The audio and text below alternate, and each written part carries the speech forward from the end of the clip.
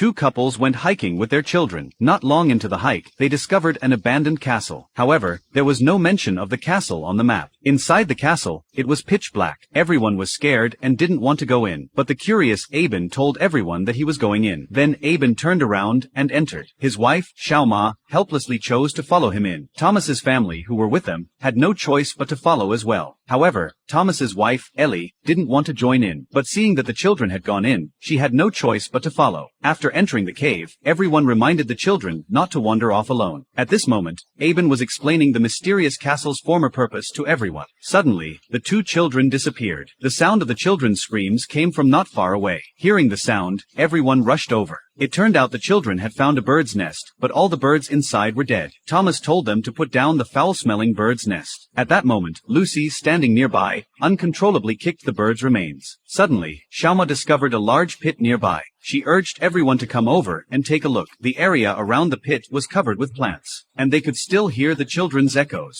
Ellie began to feel that this place was very strange. She reminded her husband, Thomas, not to let the children get too close. At this point, the bold Aben threw a large rock into the pit. It was quite a while before they heard the sound of the rock hitting the bottom. Seeing this, everyone felt that this place was a bit dangerous. They decided to leave with the children. However, at that moment, the two children stood motionless. They stared strangely at the pit, saying that there was a mesmerizing light inside. But neither of the two couples saw anything. Thomas found it odd and asked the children what was going on. As a result, Lucy turned her head and was bleeding from her nose. Seeing this, Ellie hurriedly squatted down to wipe the child's nosebleed. At this moment, Aben patted his son Xiao Pan on the shoulder and told him to leave. But after everyone had walked away, they realized Xiao Pan was still standing in place. He was even preparing to jump into the pit. Seeing this, Aben rushed forward and grabbed his child. Thomas also stepped forward and scolded Xiao Pan. He scolded the child for being so disobedient. After that, they prepared to leave, but no one noticed that Xiao Pan was also bleeding from his nose.